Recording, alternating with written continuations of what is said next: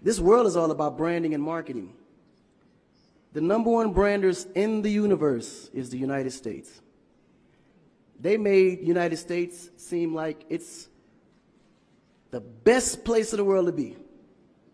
It's the land of the free, home of the brave. I go there to find and chase my dreams. We have to be able to tell our own stories. Directors, filmmakers, entertainers, it's going to be clearly, and the press, it's going to be your job to redefine how people think about Africa.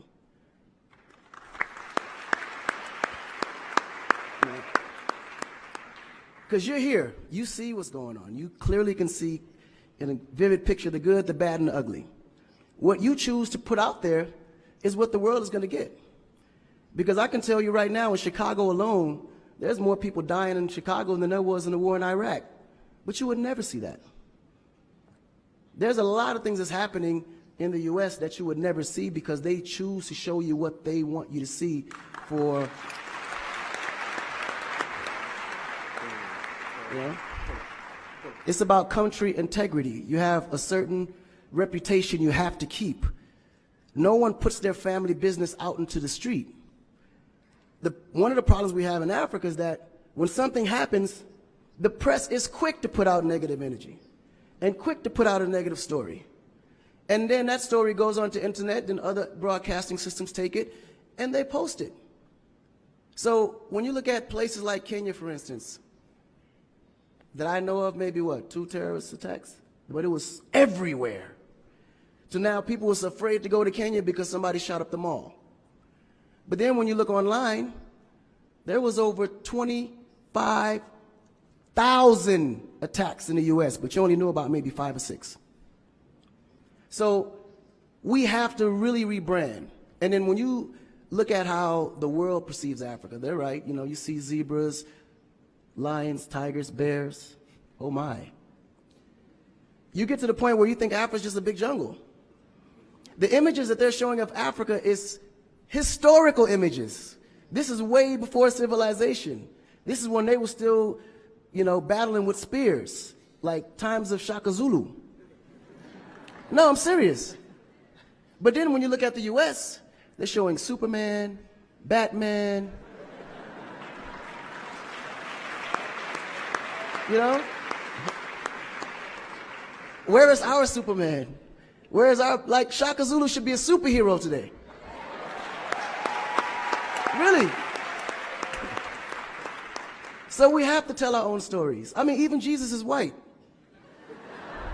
And you believe it. But it's okay, because how you were framed, if you taught something from the day you were born, and your mother taught you that, your father taught you that, it's real.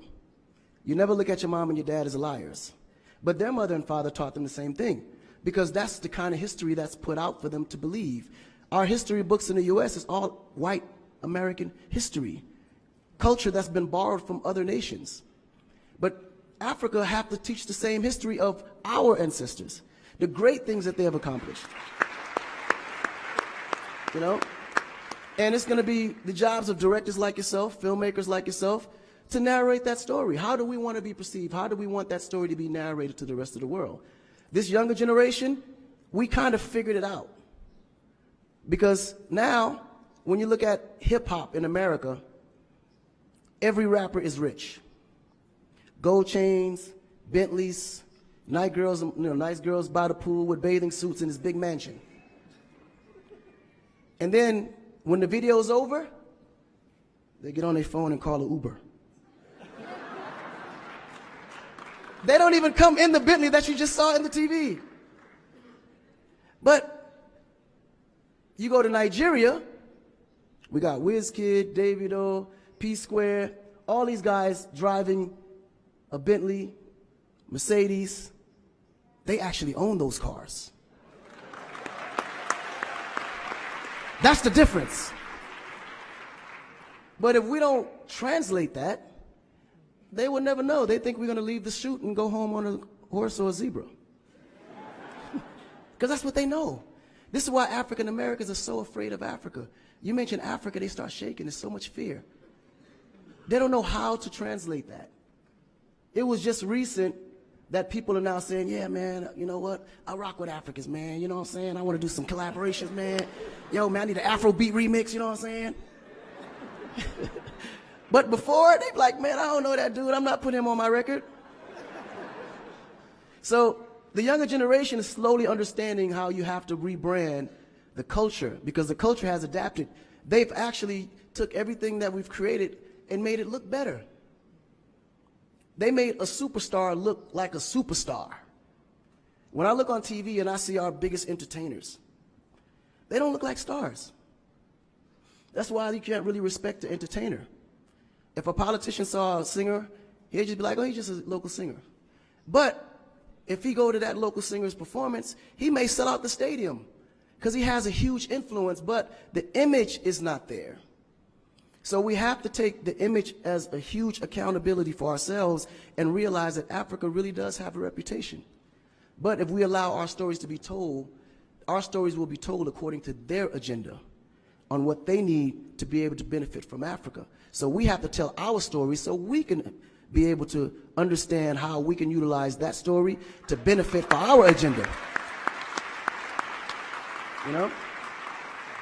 So in closing, this job is for the entertainers, the filmmakers, the reporters, and anyone that creates content.